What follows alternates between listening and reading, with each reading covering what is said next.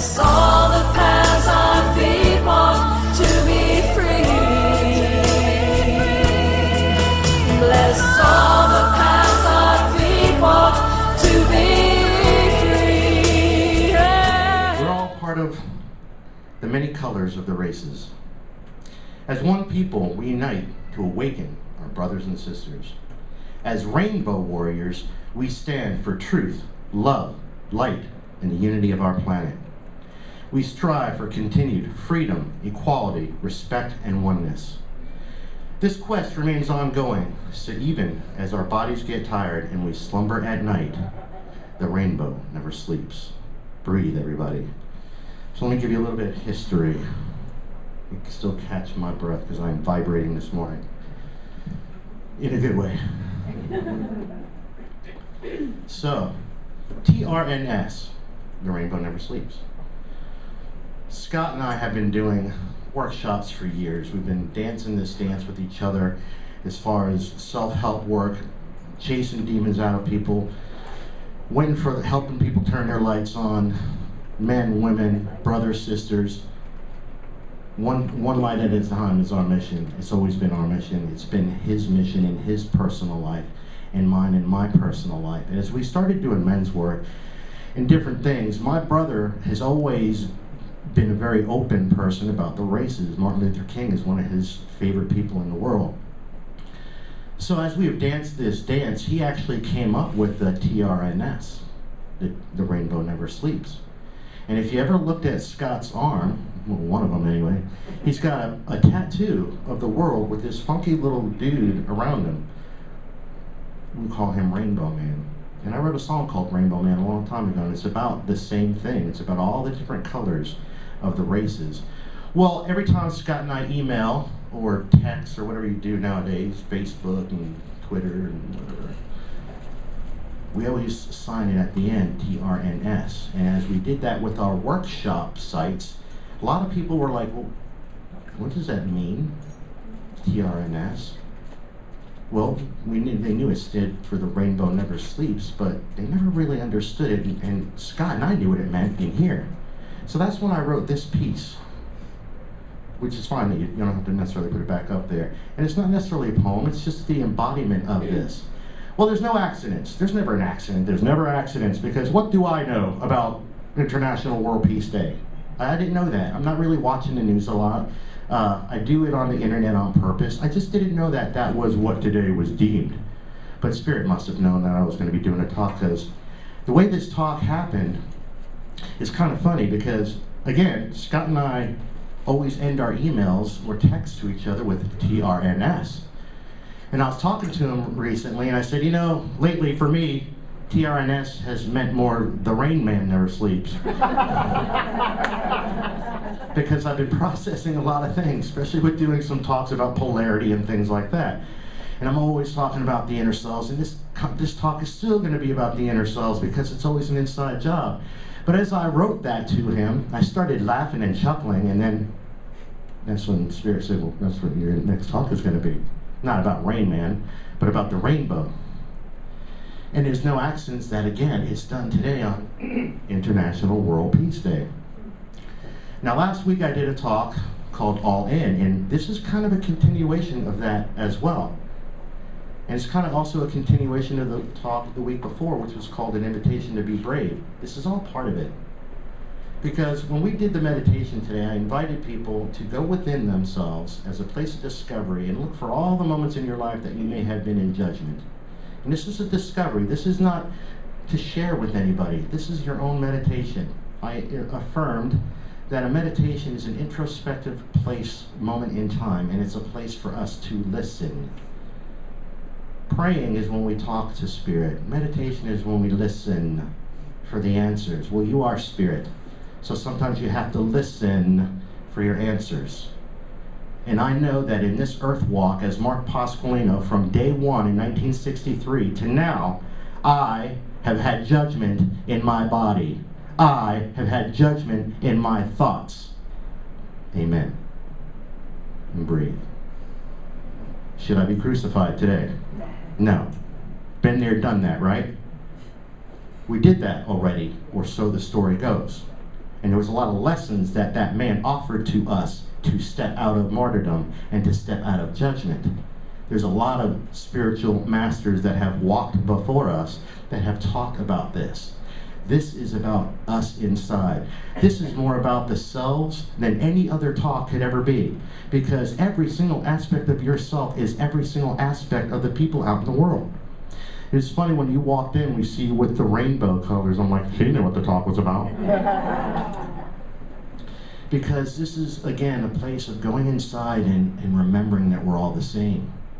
In the meditation today, I invited you to forgive yourself for mistaking, for forgetting that we were the same, for making the mistake of believing in the illusion that we were separate or different. Because there's no differences between you and I.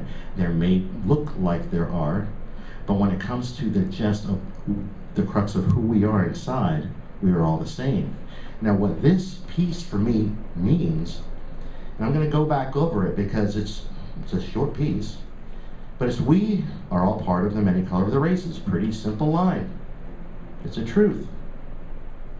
As one people, we unite to awaken our brothers and sisters. We in a New Thought community, we're constantly talking about bringing light to other people. You just said in a moment ago about going to play their music in a venue that is very different than who they are, and everybody loved them. Because they're bringing light. Everybody loves light. They may not think they like it, but they do because you're part of it. I watched metalheads and grunge heads sit there and come to life when they started playing. Because they brought the rainbow, they brought the colors, they brought passion. And that's what this as one people we unite to awaken our brothers and sisters means. That's what they do with their music. And it's like, I know I'm a little biased towards we because I love you guys and I love everything that you do, but I also really love their message, because their messages in their music, stand up for peace and things like this, is exactly what this line is talking about, to awaken our brothers and sisters. What mission do we have in life if not to wake each other up?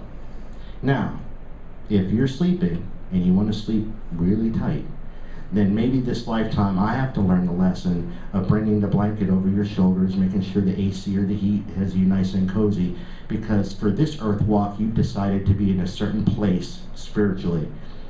There's another place I can get caught up in judgment.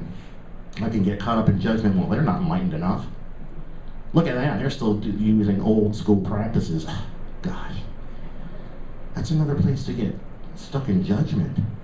You know, this says rainbow, and it's really easy to think of it as just the colors of the races. The vanilla people, the chocolate people, the strawberry people, the lemon people. They're just flavors, right?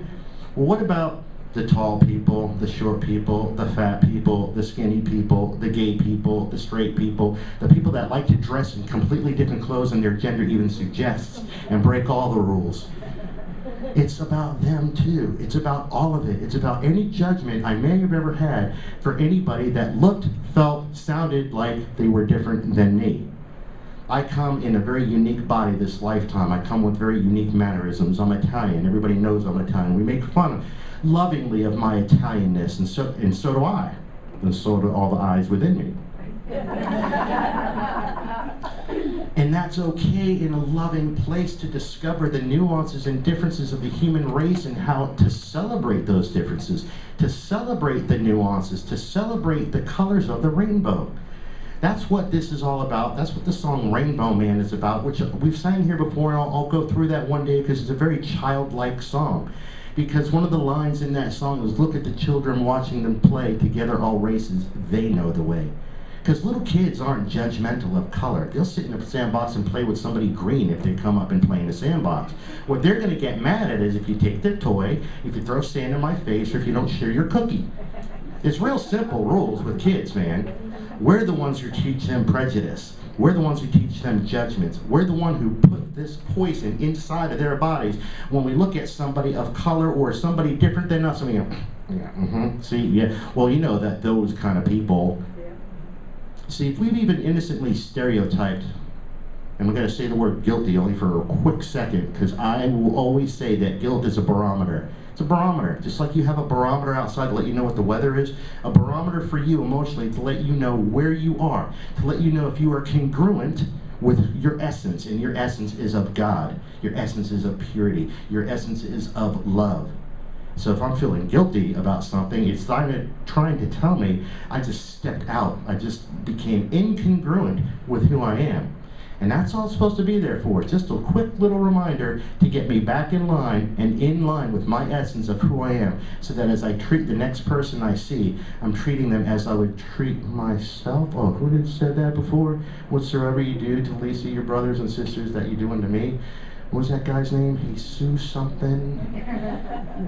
So it's all about going inside and realizing that as many aspects of me that there are out there, and maybe Spirit, in his, her, all that is wisdom, decided, okay, maybe they'll get it if we just put all the people in all different colors, so that they can see how diverse, oh wow, what a coincidence, how diverse that the human race really is, and how diverse we as a human really are.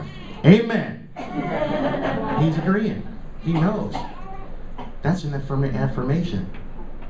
You know, everybody's familiar with the story of the Tower of Babel, and all the different languages, because they couldn't get along. So it's like, if you can't get along speaking the same language, bam. And that's somewhat of the story of where the different cultures came. And there's a lot of different Bible stories that will lend to how mankind became so many different ethnic groups. We can look at it environmentally. We can also look at it historically and scientifically, and we're going to find out that evolution had a big part of it, and adaptation. All those things factored into it. Big deal. There's still a grand design. There's still part of us that is spirit that said, I want to go down here and play in a physical suit. And I want to go down there and be as many me's as I can. Can you get along with all the me's? You know, last week we did this talk about all in, and I have this still with me today, because there's a couple things I didn't go over, but this one line, it says, do we do the inner work for all of ourselves, each and every member of our earthbound team?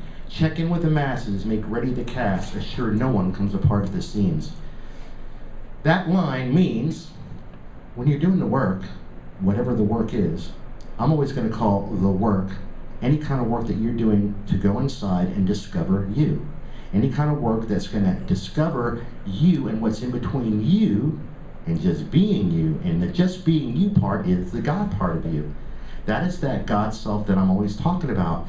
The only thing that's in the way of me and my God selves are all the other selves in the middle that believe we're separate and believe that I'm separate from you. Backtrack a little bit. Scott was doing the summer solstice, which is about community. And right after that talk, I did a talk about community. Well, during that, as we were all preparing and coming up with ideas and nuances for it, Elizabeth Hess gifted me with something. I usually never need my hands. She gifted me with this. It's just Vespers. And I don't wear Vespers. And it plugged me in at first to that part of me that became a minister that didn't want to be what I've seen in the past with priests and the upbringing I had and all the adornment. And this is my stuff, and I'll own it as my stuff. When she handed it to me, my stuff came online. And I didn't know what to do with it, because I didn't want to reject the gift. But I don't wear Vespers. And then, Spirit always works with me. I realized that this was like the rosaries when I was younger. And every single color is a prayer. Every single color is a prayer for me to pray for the people. Again, what the hell do I know sometimes, man? That Spirit will bring to us just exactly what we need, because what has popped me out of every single thing that has ever hurt me in my life has been my prayer for the people. Every single time I am stuck in something that hurts in my heart, when I pray out there, it pops me out. Because I am part of the people. Somebody coyoted me recently.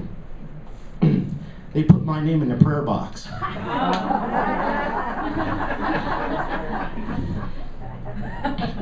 Thank you. I don't pray for me. I pray for you. Because I shit on myself a lot. Teach best what you need to learn. So when you guys, whomever, snuck that in there, thank you. Because as I'm going through the prayers, I know that when I pray for the people every day, that I do include myself, but sometimes I forget that I am the people. I'm part of the people. So are you. So when you're praying for me, take this same lesson that I got to learn 3 times, because this happened to me last night and this morning. Because I don't have a lot of colorful clothes. I was trying to dress as much rainbow as I could. I don't really have a lot of rainbow stuff, which is kind of okay with me on one level. But on the other levels, it's like, I don't care about color. I'll be as loud as I can. I used to, and I've talked about this before, I used to only be able to wear black and browns and just dark colors because I was like very closed down and in my own proverbial closet. But coming out for me has been coming out to live, been coming out to be the me that I am, to be all the colors of the rainbow. Or can you paint with all the colors of the wind? I mean, I love that song. I sing that song every time I cut the grass because it reminds me that I don't own nothing. I don't own my property. I'm just the character. That's what husbandry really means. I'm just taking care of it. And we are here to take care of each other. So this part where it says, you know, make sure that assure nobody comes apart at the seams, that's the us inside. That's that Rain Man part of me I was talking about. And I needed to acknowledge that sometimes it does seem like the Rain Man never sleeps, but that means I need to go inside and process a little bit more. Or I need to go find another friend and just talk to. Because sometimes the process, this work we're all talking about that scares the crap out of all of us to go inside, is just a conversation with the friend. How you feeling? Oh man, I had a bad week. Well, what happened? And then you tell them, and then it's off of you, and then you feel better. There you go. That was the process. Now, if you've had heavy drama or trauma or pain in your life, that process may be different. There's going to be some cells that got fragmented along the way. You might not have developed a MPD, multiple personality disorder, but that doesn't mean that I haven't fragmented in some way. That certain parts of our personalities just went so far deep in us, or so many steps down, and so many doors shut, and so many locks on that doors. Just like the old Get Smart routine for all of us that are old enough to remember Get Smart. Pretty safe in this group. But it's how many doors have we closed around that one part of that personality? How many rooms do we have to go through to get to them, seeing them sitting in the dark corner just waiting for somebody to talk to them? All they have to do is sit there and say how they feel and get this pain out. Sometimes the trauma has been so bad that we do need counseling, energy work done, workshops done, something to help us move this process. Everybody familiar with the physicality of a dam? And okay, is it there to just stop the water, or is it there to regulate how quickly the water goes through? Well, sometimes we have created dams in our body that doesn't have any openings. We don't have any mechanisms or valves to let anything go through. We've just dammed it up completely there. We will never let one droplet come out of that room again. You think that works? Yes, it floods and it builds up back pressure and it breaks the walls, it breaks the seams, and whatever watertight integrity you may have thought you had is gone. And now the ship is sunk because we were unwilling to sit there and let that person talk, or to go do whatever work was needed to do. Because sometimes our work is deep, folks. Sometimes there's been trauma and we do have to go deep enough to get it out. And sometimes it's nice and light and all we have to do is talk to a friend. But it's about praying these prayers. It's about knowing that for everything that may have ever happened to me, it happened to somebody else too. I have to remember this as I'm going through my woe, my grief, and my joy. That every single thing that has ever been thought has been thought. The 100th monkey syndrome, we're all part of it. We're all one part, one collected consciousness. And science has done these tests, these experiments. The 100th monkey syndrome, meaning they had a group of 100 monkeys separate and isolated on an island or wherever they did the test, taught them how to peel a banana a certain way or whatever the control was, and they noticed that hundreds of miles away, monkeys started exhibiting the same behaviors without ever being shown this and without ever being in contact with these other monkeys. We're all connected. We've always been connected. The Akashic records are that ethereal part of us that we can tap into any time. Now, if you want to have a goal of nirvana, of tapping into Akashic records and things like that, and you're unwilling to go inside and listen to your own selves, don't get your feelings hurt when you don't have a magical, mystical moment. And it doesn't mean that you can't. It means if you're shutting your window to the inside of yourself, how do you expect the windows to all that is to open up? It's a simple process, though. All that isn't out there. It's right in here.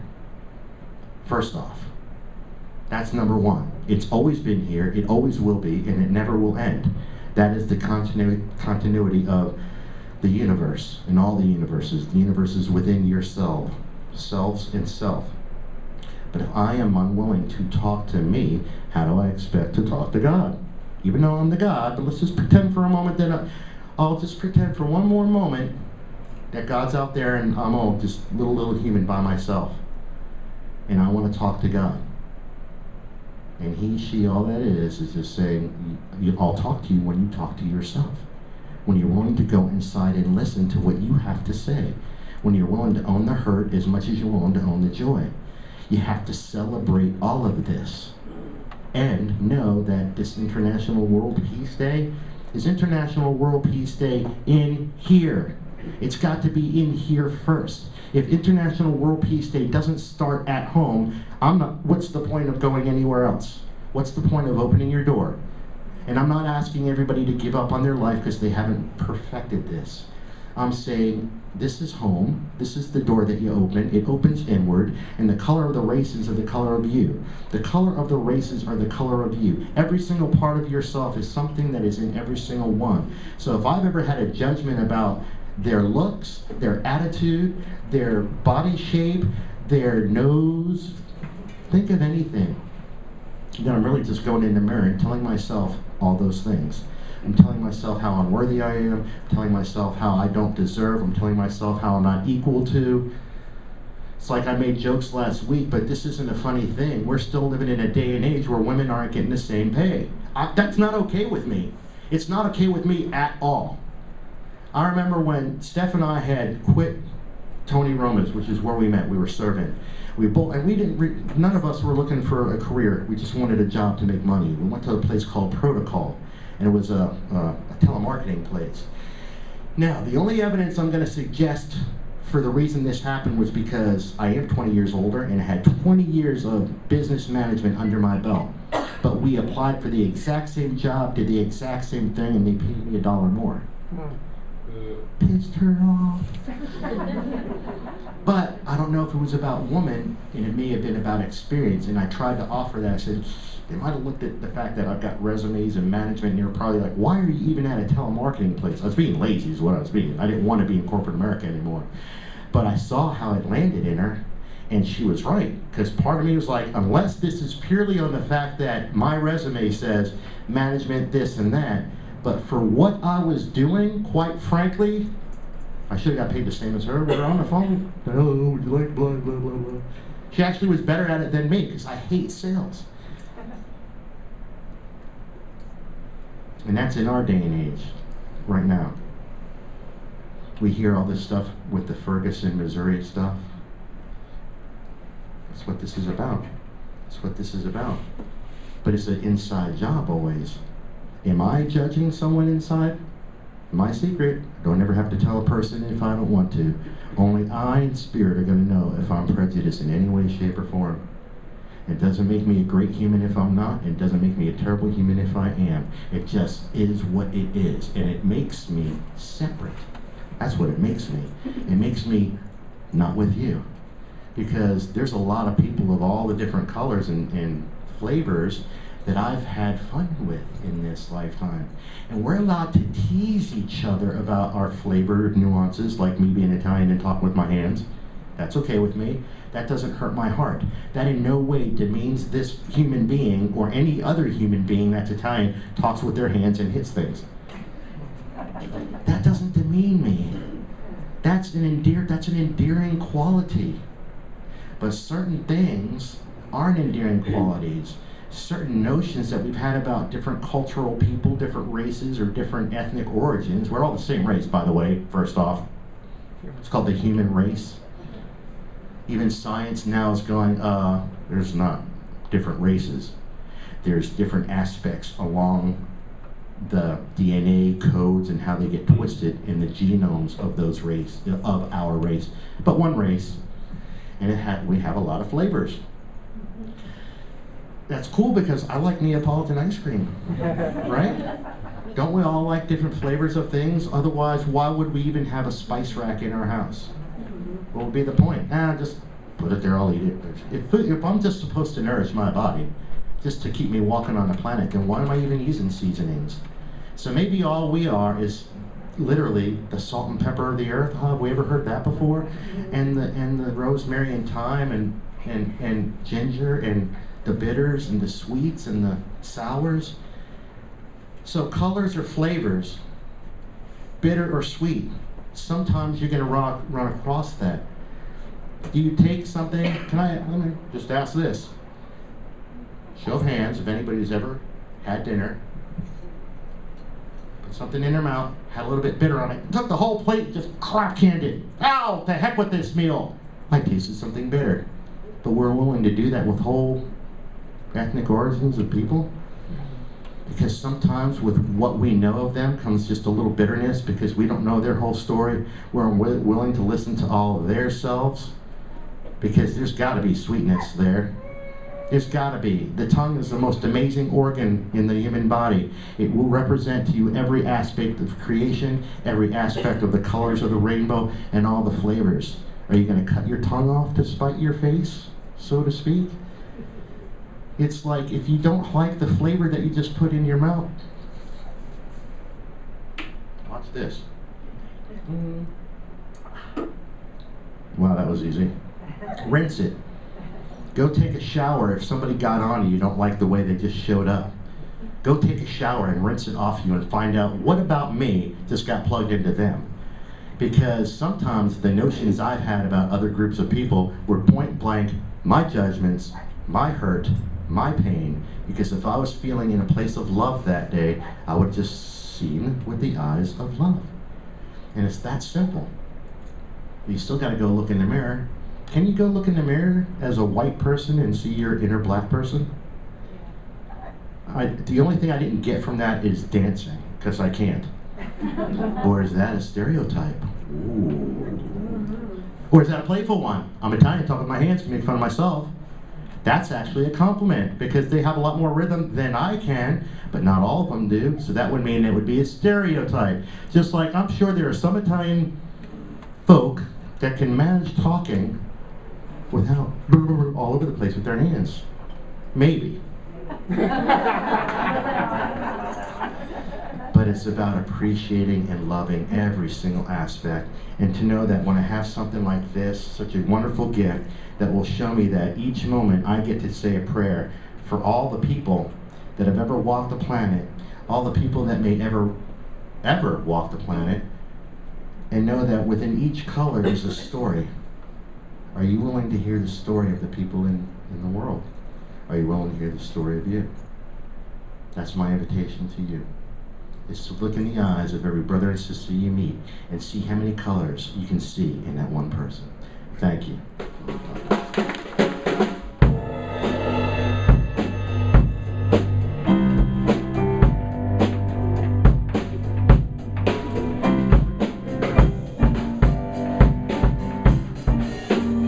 long-awaited rains have fallen hard upon this thirsty ground. They carved a way to where the wild and rushing river can be found. And like the rain, I have been carried here to where the river flows, yeah. My heart is racing and my knees are weak as I walk to the edge. There is no turning back. Once my feet have left the ledge, and in the rush I hear a voice that's telling me it's time to take a leap of faith. So here I go, I'm diving in, I'm going deep. In over my head I wanna be, caught in the rush, lost in the flow. In over my head I wanna go. The river's deep, the river's wide.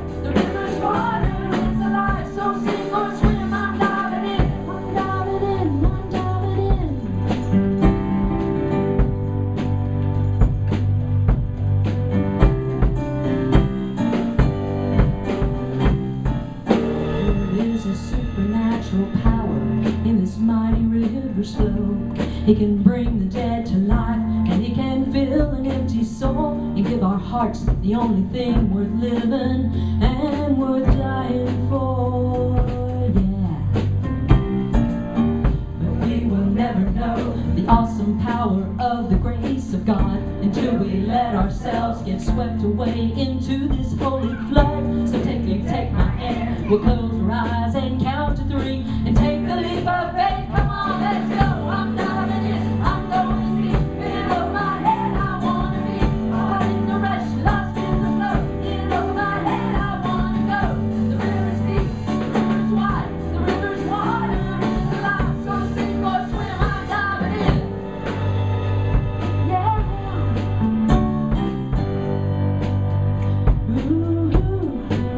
I'm diving in. Yeah. I'm diving in. Yeah.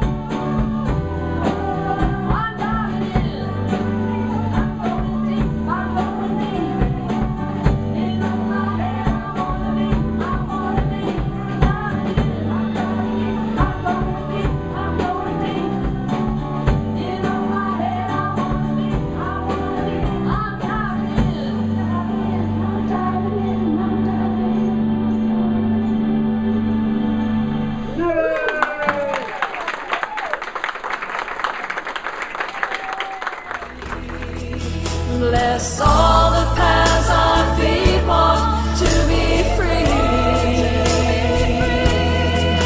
Bless all